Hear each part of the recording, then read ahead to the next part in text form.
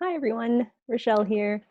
Today I will be interviewing 3D designer and artist Emily Switzer, and she will be taking me through her short film, The Visitors, which is currently online at DesignTO.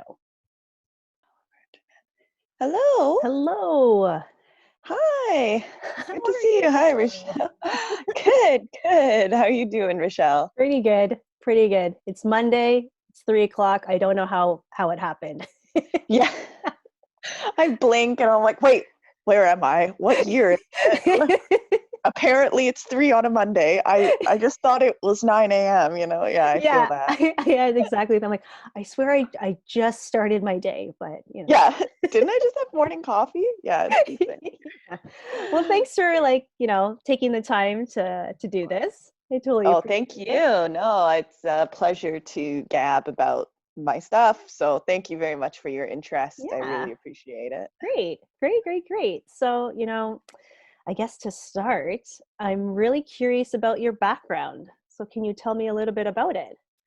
Yeah, absolutely. So I'm born and bred here in Toronto, born and raised, and I went to Ryerson Film School for a degree in film. And I started out actually in post-production, which is the side of film where you do the editing and the visual effects. And I worked in visual effects for many years. I started out as a coordinator. I actually worked on Orphan Black, which is like big Canadian IP, and it Yes. was my favorite. I could go on. I could have a whole conversation about all the fun on Orphan Black. It was really cool, very cool stuff. And then I sort of, I wasn't an artist though, just sorry to clarify. I was actually working as an administrator. I was a coordinator. And then Okay. I moved on to, but I was always in proximity of these amazing artists that were doing incredible CGI stuff. And then I sort of moved on to a producer role at a commercial studio, also here in Toronto, called Tendril. And that focused obviously on short format stuff. And that was all very interesting and good. And eventually it just sort of hits the point in your career where you're like, well, the next logical step is to be an executive producer, like even higher up on the administrative totem pole. Hmm. And I thought, this isn't, this is the time where if you want to do a career change, now would be preferable. You don't have, don't have any independent, I don't have a kid in a mortgage, the Yes. big considerations, Yeah. right? Where your finances are going to go. So I was like, now might be a good time to slow down, Emily, and ask yourself, is this what you want to do? So Nice. I kind of said, well, actually, maybe I think I want to do creative stuff because I had been missing it so much and watching people sort of practice visual effects in the highest caliber Right. in the most professional settings and in professional studio settings for award-winning content always had piqued my interest. So even though I knew intellectually how to manage a project that was post-production heavy, I myself couldn't go in into, I was no artist. Right. So I took the year off in 2018 and 2019 to retrain myself as a 3D Oh, artist okay. in CGI. I said, it's now or never. Not now or never, but like I said, now would be preferable if you could go. If you could Right. do it, Emily, you might want to try now. Uh, Right. so I did, and I did it, and it was really interesting. I sort of had a great time. I had a leg up because I had again so much proximity to the VFX industry that even though I wasn't like I was starting totally from scratch, my skill set was from scratch, but Mhm. like I understood the pipeline, the correct like way you should do things, like this is how we're going to start and this is how it should be finished. And luckily, my degree in film also, of course, gives you the artistic eye. You're training your eye for composition and lighting. So that all sort of feeds into the animation practice or the CGI practice. And yeah, it took a while, but I'm sort of like finally clawing my way back up the top, baby. Um, so yeah, that's where I've landed now. I'm pretty happy with that. 3 years of sort of slugging it away in the CGI world, and I've sort of crossed the streams with fashion as well because I was always very interested in fashion. So I've sort of picked up a digital practice that incorporates fashion. I have a lot of fashion clients, but also it's important to me and to stay relevant to my skill set to do stuff that's like just for me, and that's Mhm. sort of the abstract side of CGI where I'm not concerned about making a realistic garment that's for work. Let's do something fun. Let's do some Gotcha. animation and some like cool bloppy thing, or just like let your heart go wild. Just what do you feel like making? Let's just do it for art's sake. So now I'm sort of, having a lot of fun practicing my sort of 3D side of stuff as a freelance artist. And I guess that brings you up to date. That's it. Okay, end Wow, sentence. that was really good. So for me, who's not very clear on the whole CGI or 3D animation, like what's the difference in terms of those terminologies, or is it all the same?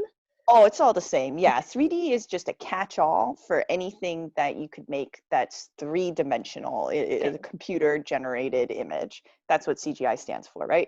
The really is a big catch-all, computer-generated image. And then 3D usually refers to specifically, like, again, 3D dimensional stuff. So you could do CGI could include, compositing, which is like, for example, if you have a shot of a screen and there's supposed to be Facebook on it, and let's say the character's scrolling through Facebook, that's technically CGI, and that it was composited in a computer of the interface.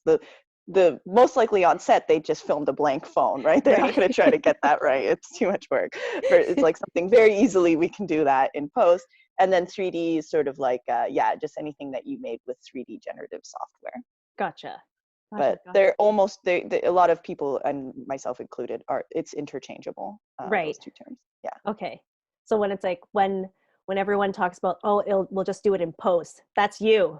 That's like... me. They're saying it's your problem now. Yes. We're gonna do it in post. That's on you, buddy. Oh, great. Yeah, that's what they're really saying. We have a saying in post: fix it on set. That's our thing. So we like to say film back. it the first time. Yeah. Yeah, please fix it the first time.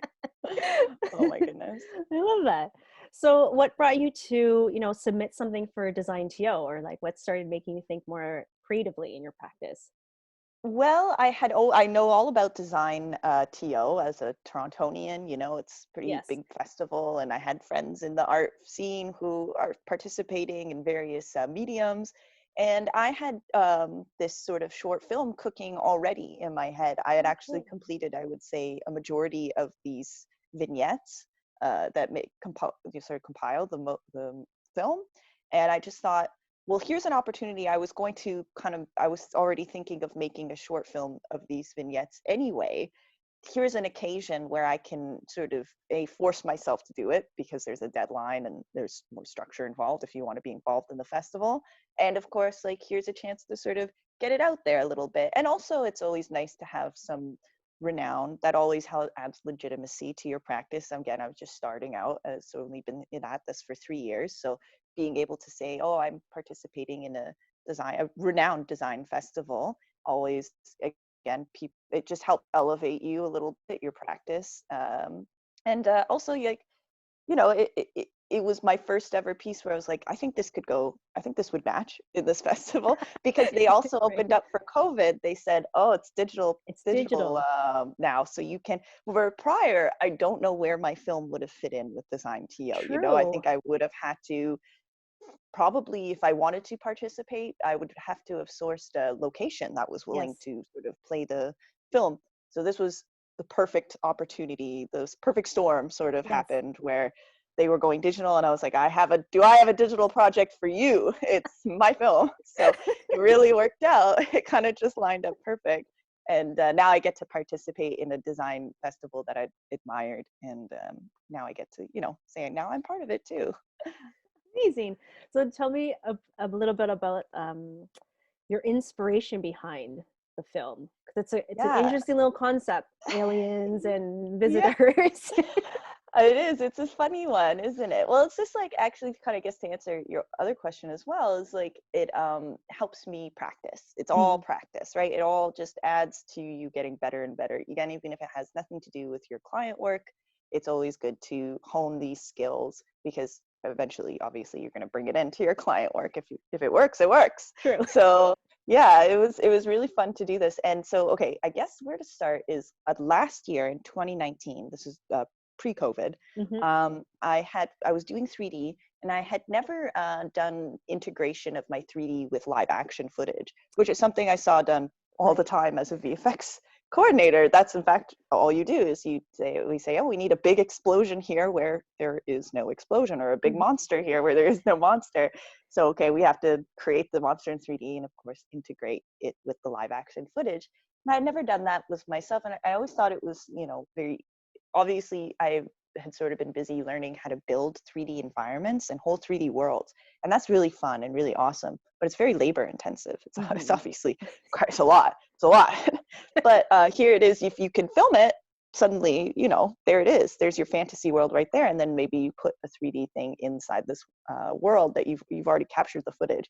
And my garden in the summer erupts with these little white flowers, thousands of them, thousands. Okay. They're vines all over my garden that sort of surround the fencing. And in late summer, around July, August, they all bloom. And it's so spectacular, even though it's such a humble sort of miracle that everyone's used to. It's really, I think, to me, especially beautiful just because it's like my sweet little garden and Yes. thousands of flowers. And I'm not joking when I say hundreds of pollinators show up to pollinate these flowers. And if you're quiet and you go up to the flower bush, you literally hear the whole bush buzz and vibrate. Oh. It's like a train station in there. They're all busy, busy, busy. So I had my phone and I just took some footage really quickly of the flowers and in slow motion. And I put just a torus, which is just a ring, just like what we call in 3D a primitive shape. So there's like cube or sphere or torus. Again, just like, think it's a donut. It's a donut shape. And I just put a gold donut basically spinning. And I thought, that's cool. That looks cool.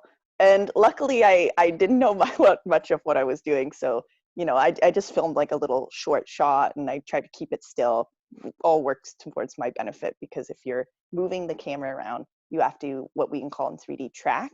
Then you have to track Okay. the piece of 3D so that it remains stationary, as if it were behaving as if you really had filmed it. And that takes some finesse depending on the track and the crazy movement of the thing. So you do yourself a lot of benefit if you just have it still. Right. So I did this one experiment last year and I thought it turned out really well. And then this year during COVID, my flower garden once again sort of did its beautiful thing. Nature erupted, and this time I had an even better camera in my phone with fancy lenses. I was dying to try out this camera, and it had a very cool feature called slow-mo. And I thought, well, this is great because now I'm trying to keep my hand steady, but the slow-mo feature actually makes it even steadier because you can't perceive the movement it's not like this. Mhm. It's more slowed down. So it's almost Right. stabilizing it. So, and the garden was very happy to cooperate. And I just managed to, I was out there every day just shooting picture after picture of these little bees, trying not to disturb, but also don't want to get stung. So, just like be cool, be cool, be cool. Ah, okay, pull away, bees, bees, bees.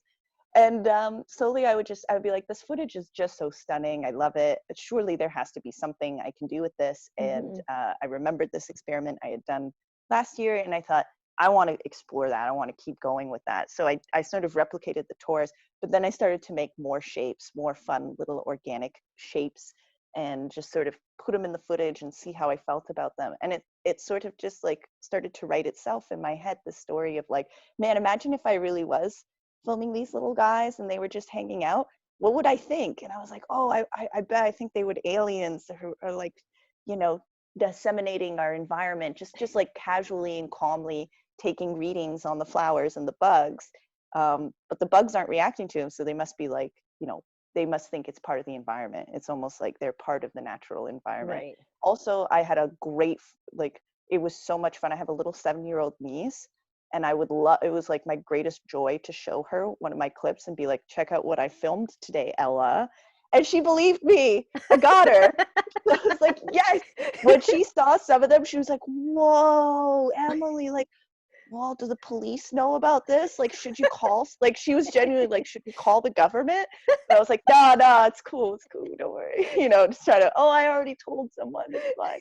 But it was such a thrill to trick a 7-year-old into believing that those aliens really were, we call them fairy creatures. She was more Right. into fairies. So I Oh, I said, like that. Creatures. they're more like fairy creatures helping, just helping out in the garden. And she bought it. So I was like, I wonder who else I can fool if I put them into a film. Who else is going to?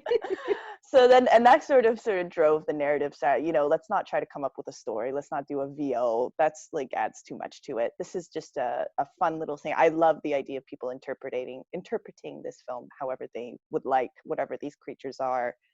So that's like, I was like, it's almost, I wanted as if Ella were herself filming these little guys. What would that film look like? Well, it'd just be a bunch of these clips then cut together with a little disclaimer at the beginning saying, I found these, who knows what they are? Your guess is as good as mine. So that people sort of open up the aperture right away. They're like, yeah, what are these things? Oh, I think this guy's, you know, collecting info on this, or maybe this person, maybe this guy's training the bees. Who knows, right? It's just up to them. So that's, I guess, the long story of version of how this came to be. It's very cool. Like, so how did you decide on your little shapes, your little blobs and all your stuff in each of your clips? So those came about more with experimenting in the post-production side. So once I Okay. had a good collection of footage, a good clutch of footage that I thought I could work with, I sort of went into the 3D program that I use, which is called Cinema 4D. And it's a standard software for most designers, most 3D designers. Everyone in 3D has heard of it. Mm-hmm. And it has a lot of resources, which is very useful to me as a self-taught artist. I can sort of just quickly go online and look up tutorials on how to do stuff. And I sort of just started experimenting in Cinema 4D, organic shapes. Like there's a discipline in 3D called sculpting. Okay. And if you're the sculptor in 3D, that means you're an asset creator. It means you're making sculpts. Like if the client says, "Oh, we need a zombie, you know, a CGI zombie," you go. The first step in the pipeline is to go to the sculptor guy and say, "Okay, you got to start building me a zombie." So you know, literally, it is what it sounds like, which is you're sculpting it in 3D clay. That's a good way to think of Gotcha. it. So you're Wow. actually Okay. like molding it into 3D clay. It's because 3D programs have to draw from like the real world in order Mm-hmm. for humans to understand. Makes a lot of sense. Like you don't Yes. want to start from scratch. It makes a lot of sense if people have something to draw a real tactile experience, that it helps translate that. So clay is the best way to, I find, to describe it to people outside of post-production, because that clicks for them. And it really is like that. It's like 3D clay that you're mushing and sculpting into the shape. Wow. So Cool. this was something that I hadn't done previously. So I was like, it'd be good to try this out and maybe get a feel for sculpting a little bit. Just super simple, like squishy shapes, just Mm-hmm. spheres and other blobs, and just organically mush them together and see what happens, and test out dynamics, like how the stuff stretches and pops. And that's Okay. that was one of the experiments. Yeah, the soft bodied looking animations are sort of born from that like desire to just sort of sculpt and see what comes about from just experimenting with the sculpting tools and cinema mush tools. That's not the scientific word for them, but I'm going to go roll with it. Organic mush. And then some are more like hard-bodied surfaces, like the rectangle, or just, you know, the torus is very Right. simple. Those aren't about, obviously there's no skill in sculpting. It's just a cube. But it Yes. was for those that are more about like, oh, wouldn't it be cool to have it actually, the environment reflect in the surface of this super shiny Okay. cube?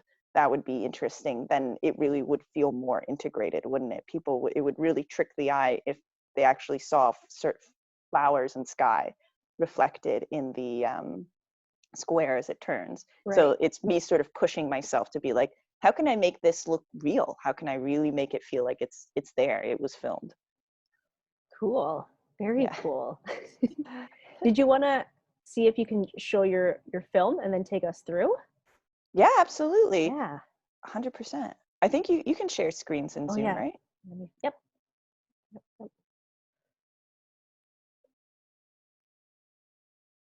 Okay. Let me bring it up here. Where is it? Where is it?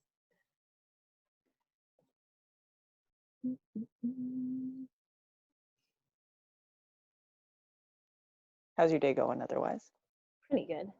Nice. I must say, this is my highlight after all the meetings that I'm doing. Oh, Like, I get to have fun. We talk about yay. design and art.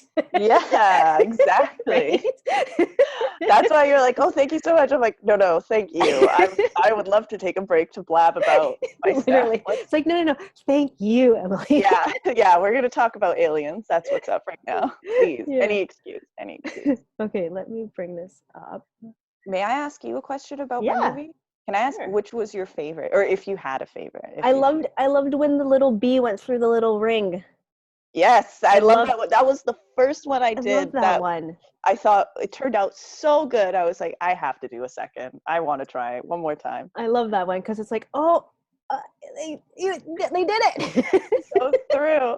It just the way it worked out. Like, did you know that was the first piece of footage I shot on my No phone? way. What luck. I couldn't believe it. I was like, I'm just gonna start right now. Slow-mo, go. And I start, and just as when the bee flew away after his little moment at the flower, I was like, wow, that was like perfect. That was like the bee whisper. It's like I trained that bee to do that move. It Yes. was so perfect. Good job. Thank Yeah, you. Yeah, okay. that So one was now really now everyone can see what we're talking about with the bee. yes. Okay, I'll just play it and then you can just give Yeah, us a go for it. little like Yeah. This rundown. little disclaimer took a while. I wanted to leave it up for a while because I'm a slow reader, and I felt for all my people who are maybe ESL or like need extra Mm, time. So but I showed it to a few people and they're like, you left that on too long. I'm like, no. No, I use some big words. Let people read. Oh, and from then this Blob. little guy, Blob. I like him because he replicates. And these two are the only ones that self-replicate. And Okay. you can see his little buds floating up through the Yes. flowers. And I masked out those flowers so that it feels real, that there's depth, like it's going behind the petals and the flowers Ah, okay. and poking through. And then this amazing clip that I can't believe my luck at managing to snag in my first moments of Yes. filming. Yeah. Yes. And when he Yes. yes, and when he did that motion, I was like, oh, he's going through the ring. I have to do that. It has to go down. And then this is the one I was talking about where I thought, wouldn't it be interesting if the reflection you could Oh, I see the see. flowers so Mm-hmm. that it felt more integrated and real. And this guy was a lot of fun to sculpt and move and even though he's just like a simple like seesaw movement, I thought, oh, that's fun. And then diamonds. Yes. Yeah, and this one's cool too. I like the way this one turned out with the sparkle. Mm-hmm. This is it. And then this last shot's a psych out. It makes you think there's one more.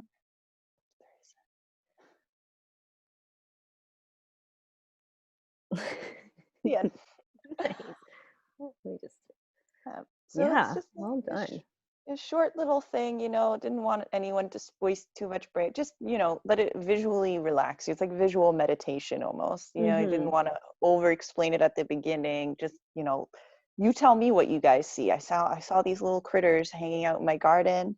The bugs seem okay with them. What do you think they're doing? So it was, I hope people watch it and they feel at peace or calm in the same sense that I felt while I was making it. It was very calming to work on Hmm. this stuff.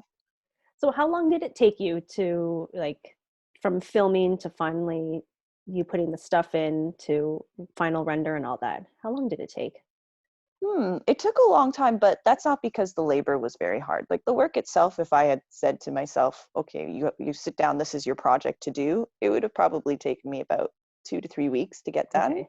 But because I was sort of doing it in between projects and picking it back up and putting it back down and sort of creating these vignettes first before even the idea of assembling them into a whole film had Gotcha. occurred to me, that in the end, the total time, it probably ended up being like 2 months.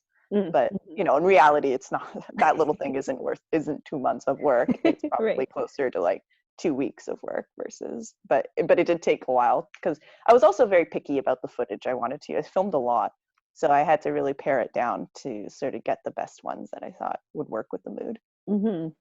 Well, so you first really tried to find the right clip and then you tried to find the right object and then you tried to marry it together.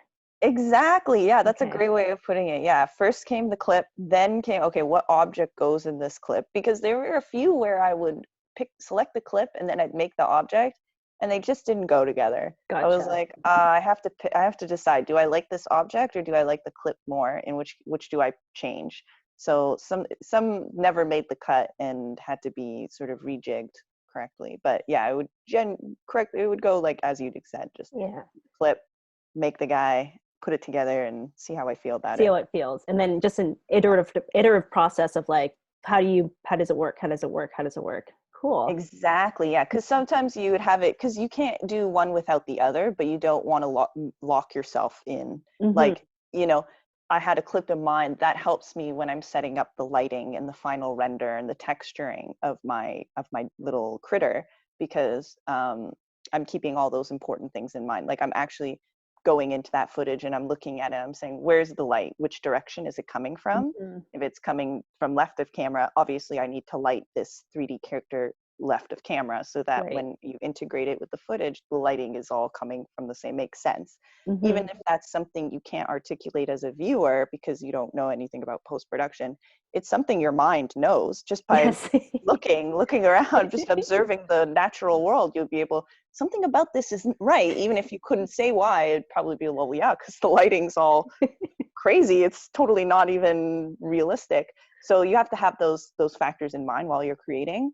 And then when you put it together, you're like, okay, yeah, maybe I was thinking in the original, the position would be bottom left of frame, but you know Right. what? Now this actually works much better top center of frame. So Okay. you have to have some elasticity, some flexibility. In the end, you want to make it beautiful. Like, that was my goal, make the frame as lovely as it can be. So if one element's not working, it has to be tweaked. Sometimes it required a re-render. I was like, I'm not very happy with the lighting in this, or the color worked for my original piece of footage, but now I'm using a different piece of footage and I think the color Okay. needs to change. So you do have to build it with some things loosely in mind, but you don't want, again, you don't want to lock in. If something doesn't work, it's got to change. Right.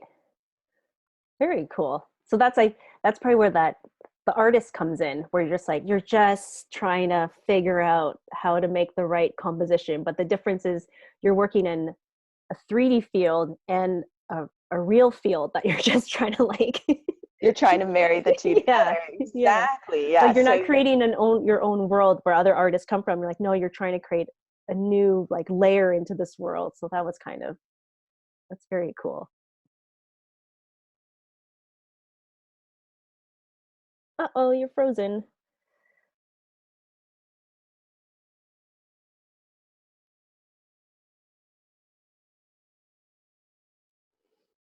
oh, you're Oh, there back. you're back. Yeah. Okay, yeah, I don't know what that was, a weird blip. Sorry, I don't know if that was me or you. Yeah. Okay, regardless, sorry, you were saying just that moment. Yeah, Uh, that about how it's like this is where that artistic part actually comes to life, where it's like you're putting together like the one environment, but you're putting it together a new piece and you're really trying to figure out how it works so it actually like you said, like it marries together, it actually feels as one, right? yes, that's the holy grail of VFX, that Yes. you make it so real, you've integrated it so realistically into the footage that nobody can tell. It's something I actually like. So very interestingly enough, it's that previous experience, not as an artist, but as a coordinator for visual effects, that gives you the know-how on how to do that. Because of course, that was the question we were asking ourselves every day in dailies where you review the shots. Like, does that look real? Does that look real? Does that fog look real? Is this, how do we feel about this crazy 3D worm wiggling around on this hook? Is the spec right? Is the lighting right? Is the slime realistic? I had a fantastic boss. His name was Jeff Scott. He's a VFX supervisor. He's still in Toronto, I think. Might be in BC. Anyway, he he was so good at that, and he knew exactly. He had such an interesting vocab to sort of explain. He'd be like, "Give it some schwaz." That was a favorite word, and I'd be like, "Jeff, I can't write schwaz to the artist, like as the artist. What's the real note?" And he's like, "He'll know. He needs to schwaz it up." And I'm like, "All right, I'm writing schwaz." And then I would come over to the artist. I was like, "Do you understand what that means?" And he's like, "Yeah, yeah, schwaz. It's okay. I know." I'll be like, "What? You don't know what schwaz means?" But Nobody knows. it means dirty it up. Make it. It's too Oh, perfect. okay. It's too perfect. Something noise. You need to add noise. You need to add grain. Sometimes something comes out of a Okay. CG. Sometimes something gets rendered out of a computer, and the image is too sharp, too perfect, there's always grain in filmed Mm-hmm. things. So you have to regrain it. Or, oh, here was another famous saying he had, and what I hated at the time, but now I'm like, gosh, he's right. It's not the pixels you see, it's the pixels you feel, It's Richelle. a It's the good one. pixels you It's a good one. feel. And I'm like, what does that mean? That is ridiculous. But sometimes it is that. Sometimes it's Yes. just a matter of like changing one. For example, like the visitor that's sort of a cube that's sort of towards, or the rectangle that's where turns. I was thinking, looking at it, I was like, it just looks like a cutout. It just looks so Right. cut out. Why does it look so cut out? And I was like, of course, it's a highly reflective surface. So there would be a light leak. There would be a light like flare coming off as it Right. turned, as it hits the light, that would go into the camera lens when it hits the when it goes when it's when the light packet, like the photon literally traveling through the lens, would create that flare. And I don't have a flare right now, so that's why even though all the highlights on it are very sharp, the mind is thinking, where's the flare, and we don't Right. see it. So I had to go back and Wow. re-render a flare pass, and there's actually, again, I don't expect anyone to be able to say, oh wow, that flare looked very realistic on that thing. It's such a thing, it's only like an insider would really know to look for that. But when somebody says, that looks real, you've really fooled my eye, I thought that was, how did you get that thing to turn, you know? I'm like, haha, I gotcha. It's because all those tricks I sort of learned in the visual effects studios, I bring into my practice, and I'm like, that's what was making it read to me cut out. And now suddenly it's more integrated, and the people watching it just suddenly feel like it's right. That's correct. So true. That's the way light really would behave on the super reflective surface. Right. Or like in the seesaw one, the the green and blue one, how it's going back and forth. There's sort of a light in the 3D scene directly behind it, so that as the blobby part extends, it becomes more semi-transparent. It has something applied Mm. to it called a subsurface scatter, which is a type of texture that basically explains how light slightly penetrates the surface. For example, if light passes through your ear, you know how it turns like that Yes. pinky red. That's what you call, like, a phenomenon in CG world we call subsurface scattering. So I thought, well, in reality, if this guy was extending his little semi-transparent tentacle into the sun, wouldn't that make it lighter? So then you put a light there, and it's like, look at that. Now the texture's behaving correctly as if it really Mm. were in a sunbeam. That's how you achieve that realism. Or Very yeah, cool. anyway. So it was like, yeah, the VFX industry really helped me with this film. Thanks, guys. Thanks, Jeff, wherever you are. Pixels you feel. So good. You feel free to use that. Totally. I like that. So it seems like you get a lot of your inspiration just from looking around, just like observing everything as it should be, right? That's so true. Yeah. And maybe you get this too. You know, when you start practicing something and you like really immerse yourself in it, Yes. you can't stop seeing it everywhere. I imagine, like, you're like, it's every, you're like looking, I'm looking at a bank of beautiful plants on my windowsill right now, and I'm like, yeah, look at that subsurface scattering on these leaves. Those look great. Oh, I know how I would achieve that in VFX. I would put this node here, and then we would apply that. And then you're Totally. eventually like, stop it, stop it. Live in your world, live in the world, you know, like you start to really see in 3D. And I'm sure it's the same for anyone. If you're like a graphic designer, you probably see design everywhere, shapes Totally. everywhere. Same with like architecture. It just must be like it just perforates every part of your life. Yes. But for me, I get a lot of inspiration from the natural world. So it doesn't surprise me at all that I created this little like friendly organic film, blobby film about plants and bees during the summer, when of Yes. course I'm being surrounded by plants and bees, and I'm like, I want to celebrate this. I Mm-hmm.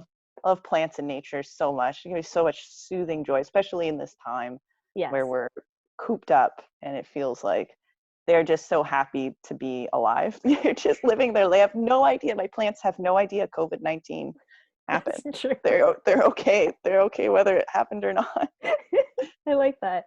It's kind of So nice. true. Yeah, it is kind of nice. Like to Yeah. kind of get a There little are bit things in of this world that they don't know nothing about. They're just still gonna like bloom in the spring. They're still gonna just do their thing. They're gonna like exactly. Today, this year, I'm looking forward to my flower garden blooming once again, regardless of whether the world comes to an end. yeah. It's It kind of doesn't gonna care if you keep have a mask on, if you're gonna go like yes. exactly, Doesn't care if you exactly. social distance. It's just like, I'm No, I here. could cough all over those flowers. They don't care. It's not gonna affect that. I mean, I won't, but yeah, I could. Yeah, exactly. Like there's so much inspiration to be had in these trying times in the natural world. And I'm a woman of simple, simple pleasures. I like to sit in my yard and drink coffee and read the paper. And you can do that anywhere with very simple means. You can Hmm. accomplish that joy. So I try to that's Yes. feel goods. That's Keep it where I get the close. inspiration. Yeah, keep it close. Exactly. Okay, so only two more questions. Of course. What's next in your pipeline of projects? Like, what do you have next that's coming up? Oh, I'm glad you asked that. I have a very interesting upcoming projects Oh, actually. good. I've okay, so have you heard of something called crypto art? No. Okay, so this is you're hearing it from me first. Okay. This is the new big thing. This is going to rock the digital world. Anyway, what's recently happened in the last couple of months is have you heard of blockchain technology? Yes. Okay, great. Yeah. So blockchain and technology has come out and it's enabled us to tokenize like digital files. Yes. So the biggest sort of drawback to being a digital artist versus, let's say, a traditional artist that practices fine art is like a traditional artist, we can both spend weeks or months create crafting beautiful art. And at the end, the artist has this big canvas that they can sell. And in the end, I have a digital file that I can't sell, that I can Right. show off and show as proof of concept of my talent or skill level, but I can't monetize that because anyone can own it. It's not rare, it's not exclusive, and it's not physical. Mm. So even though we could have the same skill sets, in the end, that artist could go to a gallery and sell that physical piece. I could not. I would, again, just by virtue of having really just a digital file. What blockchain has allowed us to do is tokenize these files. And it can be anything. It doesn't have to be an image, a JPEG or a PNG. It could be a song, an MP3, an Oh, MP4. okay. It could be a GLB file, which is an interactive file that you use, let's say, for Facebook's like 360 videos. Mm-hmm. So any file can now be tokenized. And what that means is you endow it with the properties of a physical thing, which means it's given like a long random code and it's locked into this file. It's like metadata, Okay. it's married Yeah. to it and it cannot be separated from it. So the sort of saying goes in crypto art, many people can see, but only one person can own it. In the same way, many people around the world probably have reproductions of Monet's or the Mona Yes. Lisa, but of course everyone knows they don't own that Mona Lisa, they don't Right. own that Monet. It's just, so it'd be the same thing. Like you could have a ton of people screen grab or reproduce, Yes. take a print an image of your art, but that doesn't mean they own it. Only one person owns it, and that's the person that bought it through crypto art. So then these Cool. sites have now very rapidly sprung up, and they're becoming huge. When I say like originally I didn't know how big the scope of this was. I think every single digital artist is going to start doing this. I mean, there are Wow. now hundreds of thousands of artists who have been, and it shows that people have been dying to get in on this. And now finally you can, where you can basically, what these sites have arisen, Rareable, super rare, Nifty Gateway, trying to think, known origin, which is the platform I just got accepted as an artist as. They become like galleries, Okay. and you apply to be an artist, and once you're approved to be an artist, really about the approval process, some is judging you based on skill level, but the most part is authentication of your identity, Mm. because they want to be sure that you really are the artist that you say, I am this person, I am Emily Switzer who's uploaded this art to this Instagram account. So it's more of that sort of verification process, and it assumes that somebody out there wants my art. It doesn't matter what skill level I'm at, somebody out there wants it, and I upload this file and you buy it with crypto art, or sorry, crypto art. You buy it with cryptocurrencies. It's not something you can purchase with Canadian dollars or yen or anything like that. You have to have a crypto wallet, and you have to have crypto coin, and you can use Bitcoin, or everyone usually is Ethereum coin. Mm-hmm. That's the standard. And yeah, so now I've got accepted onto Known Origin as an artist after applying to a few. So I'm really excited about that. And now I can finally start selling my digital art. And what that means is for the collectors or the buyers out there who are fans and hopeful fans out there of my art, they can purchase it and own it. This is yours now. Again, many people could see it, but this file belongs to you now, as if it were a Wow. real thing, and they keep it in their crypto wallets as part of their digital art collection, which, you know, Okay. can be worth many, now hundreds of, let's say if you purchase a digital print, or sorry, digital piece that I put online, and you bought it for $500 of Ethereum coin. Well, let's say for whatever reason I become very famous, I get a ton of press and I become well known. That piece you were holding on to now is worth $5,000. So it's Okay. still it's the same in the art market. So the value will continue to Exactly. rise because it's still based on art market stuff, but now Exactly. it's It's just in the digital form. Yeah, a yeah, hundred. yeah. You got it. So now you can sell it for more Ethereum coin, and if the price of Ethereum's gone up, well, you know, now you're really laughing. And here's where I think cryptocurrency art has actually a huge benefit over traditional art. Is anybody can do it, anybody. So there are some, like I said, market like sites that are like a gallery, so you do have to apply. So there is some gatekeeping, but there are Hmm. sites like Rarible where it's like think of it like an art market where Right. anyone can sell, any booth, anyone can open up a booth and start selling, versus like the gallery sort of version, which would be Hmm. like super rare or known origin, where there is a process to get accepted. Oh, So I anyone see. can participate, and you make money as an artist off the secondary and tertiary and all the other transactions. So let's say you sold that piece for that I made, and you sold it for 5,000. I get 10% of that 5,000. Oh, that's Let's say amazing. it's royalties, and let's say Yes. if that next person, it keeps going up, that next person sells it for 25,000, I get 10% of that. Yeah. And then the Oh, next, and that's so on. great. I continue to make passive income off all the intermediate sales off the secondary market Right. forever because of the blockchain.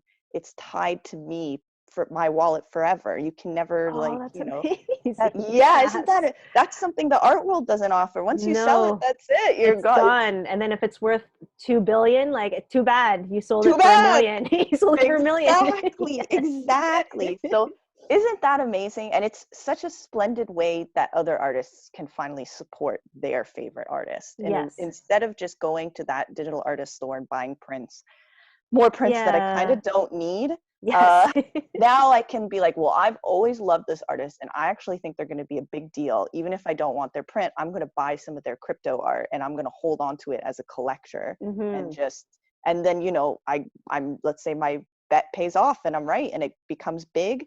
Now I have this guy's excellent collection. I can support him by selling it still. He gets a Yes. piece of that action, or I can just sit on it. Or like I said, it's also kind of tied to uh, the fortunes of Yes. Ethereum coin. So it depends. You could, you know, anyway, it's really interesting stuff. So I just got accepted onto Known Origin. So my next project is releasing this very awesome piece that I've just spent way too long working on, called Season of the Fox. And this sort of like, I've done so much work on it that I've never done before in 3D. Like I've sculpted and painted, and yeah, it's something, I'm really proud of it, and I can't wait to release it. It's going to drop next Mondays, the Whoa. Monday, February 1st. I'm going to tease it out and then I'm going to post it and we'll see what happens. It'll Oh, that's so hopefully be, exciting. I That's so know, hopefully it'll exciting. be the start of my crypto art career. Yes. And we're like, and you heard it first. You heard it first. Yeah. So that's why I was like, I'm so glad you asked, because I really could use the press. No, Yeah. no, I'm just so excited to talk about it. I've like explained it 10 to myself 10 times in the shower because I'm so pumped about it. You know how that So goes. good. Okay, last question. Are there any words of wisdom that you would give to the next crop of designers or 3D artists? Yeah. Keep keep going. Don't let, you know, I started this in such a weird way. I came about this in such a strange way, right? Like I went really from administrator to producer, and then finally it was like, oh, I'm just going to do it. I'm just going to be an artist. So it seems scary, like to do the thing that makes you so happy, and you think there's no way, there's no money in this, but that's not true. There's, be unignorably good. Be so good that people have to come to you for your work. They need what you do. And it sounds cheesy, like, don't give up. But, and I'm only able to say that because I was lucky enough to be able to have the funds set aside to support myself for that year sabbatical, basically, of retraining. But if you plan and you smart about it and you take the time to train yourself, because there's so many resources out there for 3D artists online, I don't want to say you don't need school, because I'm a big fan of school, but you kind of don't need school if you don't really want to. If you can't, then don't do that. Don't worry about it. But you do need discipline. That never changes. And that's what school teaches, right? Discipline. Mm-hmm. So if you have that discipline, if you have that gumption and that drive, and you think, oh, it's never the right time. Just you have to close your eyes and hope for the best. And like, if you fail, it's okay, dude. Just take another year off. Like, what do they say? Like, Tina Fey didn't become a comedian until she was 34. Yeah, exactly. Like, all these people didn't really start doing the thing they were famous for until way later in life. Do you know how many times I repeated that to myself to feel okay about restarting a career at 28, when most of my other friends were like finally reaching sort of speed, acceleration Mm-hmm. on their professional careers? To be bumped right back to the beginning felt like such a, oh, what a slog. Yeah. What have I done? But I'm so immeasurably happy in comparison to where I was, that, it's hard. Like I said, it sounds so cheesy, but I'm on the other side, and I'm shouting to you on the other side that's wondering if you can do it. The answer is yes, you can do it. Come on over here. It's great. It's so cool. You can do it. Oh, that was great. Oh, that was beautiful, Emily. So Thank you. inspiring. So inspiring. I try not to be too cheesy, because I hate being like preached to as well. When someone's like, you can do it, I'm like, shut up. You don't know me. Maybe I'm an idiot. But it's like, let me put it this way, if I can do it and I'm a dummy, you can do it. For sure, anyone can do it. The bar is low with me. Well, thank you so much for Thank you, taking the Richelle. time. I will edit and post and share and share with Please, you. yes. Send me the links. I'd be so happy to Yeah, post away. And thank you so much. This was a lot of fun. You this is had so really fun. excellent questions. So many good questions. They really got me going. I'm gonna Yeah, be answering them later tonight for sure, over and over again. Feel like you should have said this or that, whatever. it's all good. And then yeah, let's keep in touch, because I think you're going to be doing some great work in the future. So Oh, thank you. I hope so too. Yeah, that sounds splendid. Yeah, I very, like I said, very excited what the future holds. yeah, totally. All right, have a good Okay, one. Richelle, have an excellent day. Enjoy You your too. week, and look We'll forward be to in talking touch. soon. Yeah. Bye bye. Bye.